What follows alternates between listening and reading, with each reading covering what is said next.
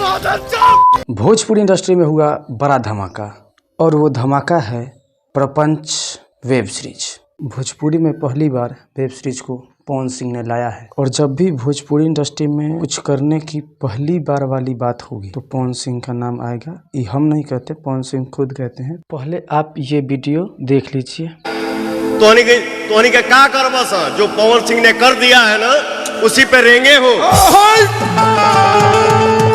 जो पवन सिंह ने किया उसी पे रेंग रहे हो और जो पवन सिंह करेगा उसी पे रेंगोगे।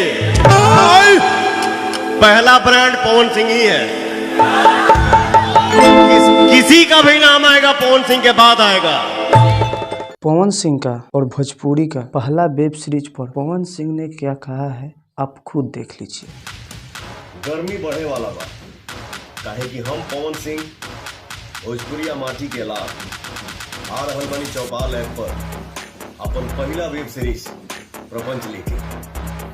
तो वही डाउनलोड करी चौपाल ऐप और देखी भोजपुरी के पहला वेब सीरीज प्रपंच और भोजपुरी फिल्म भी कहीं भी कभों भी।